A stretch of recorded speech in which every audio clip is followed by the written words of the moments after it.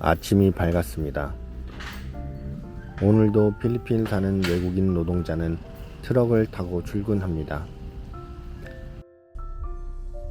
사무실에 돌아와 지금까지 모은 돈을 세어봅니다. 다행히 아직까지 아내에게 걸리지 않고 잘 있습니다. 아내에게 밑장 빼기 당하면서 한 달 동안 모은 돈 10,000페소입니다. 리안이 리준이가 함께 탈 수 있는 자전거를 사주고 싶습니다. 어차피 걸리면 뺏길 돈 오늘 써버리기로 결심합니다. 그저께 주유소에서 산 꽃이 이렇게 말라버렸습니다. 이제 그만 보내줘야 할 것 같습니다. 제가 외출을 한 사이에 아내와 리안이는 셔츠에 물감을 들이기 시작합니다. 이렇게 티셔츠를 꼬아 고무줄로 여기저기 묶어줍니다. 리안이가 카메라가 신기한지 자기 얼굴을 찍고 있습니다. 사랑스러운 우리 딸, 요새는 좀 컸다고 말도 안 듣고 반항하는데 그것마저도 귀엽습니다. 이렇게 여기저기 물감을 뿌립니다. 그리고 뒤집어 줍니다.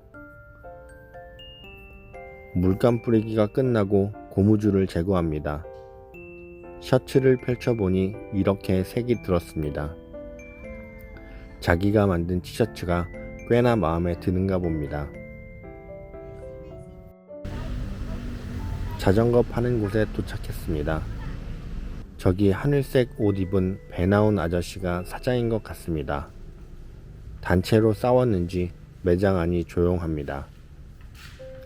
사진을 보여주고 어디서 구할 수 있는지 물어보지만 필리핀 사람들은 보통 잘 모르면서 엉뚱한 걸 알려주는 경우가 많습니다.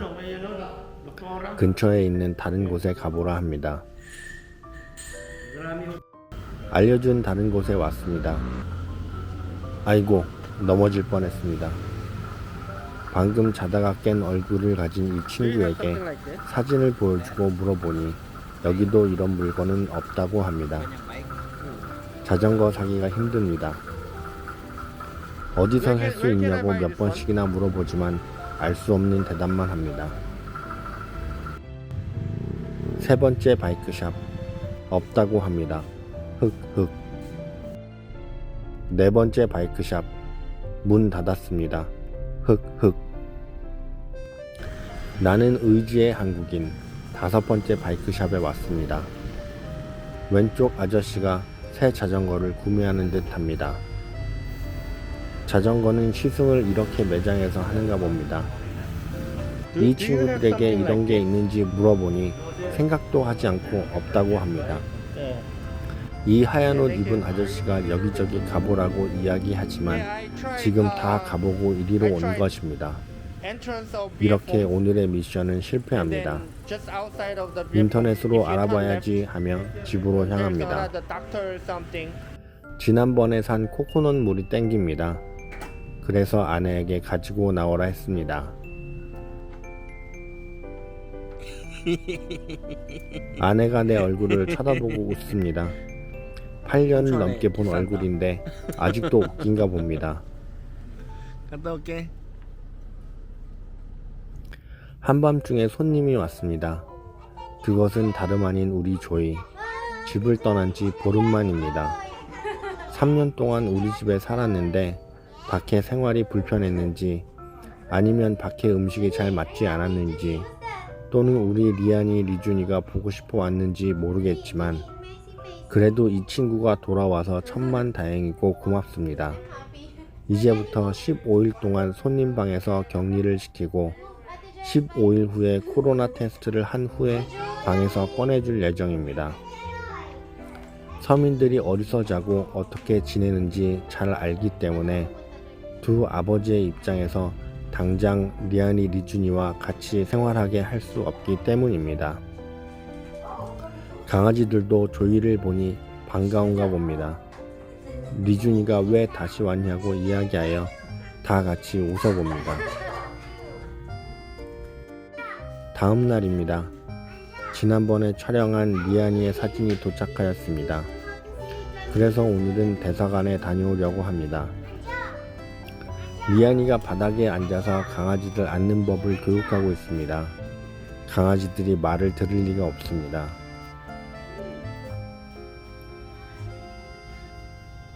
대사관 가기 전 사무실에 출근하여 직원들에게 오늘은 무엇을 해야 할지 전달합니다. 그리고 지난밤에 달렸던 댓글을 확인하고 답글을 답니다. 부족한 영상 관심 가져주시고 시청해주셔서 진심으로 감사드립니다. 대사관에 가는 길입니다. 오늘도 필리핀의 하늘은 끝내줍니다. 필리핀이 아무리 발전했다 하더라도 고층 빌딩은 마카티나 보니파시오 가야 볼 수 있습니다. 탁 트인 푸른 하늘을 언제든지 볼 수 있는 필리핀이 나는 참 좋습니다. 한국은 오늘도 미세먼지 때문에 하늘이 뿌옇다고 하는데 그래도 파란 하늘이 있고 맑은 공기가 있는 필리핀이 나는 참 좋습니다. 저 앞으로 마카티가 보입니다. 조금만 더 가면 대사관이 나올 것 같습니다. 마치 구름을 따라 달리는 기분이 듭니다. 대사관에 도착하였습니다. 저 앞에 보이는 졸리비에 차를 주차하고 육교를 건너 이 횡단보도를 지나가면 됩니다. 대한민국 대사관. 필리핀에 대한민국 대사관이 없으면 어떻게 되었을까? 잠시나마 이런 생각을 해봅니다. 이 대사관을 방문한 건 6년 전 아내의 관광비자 이후 처음인 듯 합니다. 대사관 안에 들어왔습니다. 현재 번호는 803번, 나의 번호는 807번입니다. 4명만 기다리면 제 차례입니다. 이른 시각이라 그런지 사람이 별로 없습니다.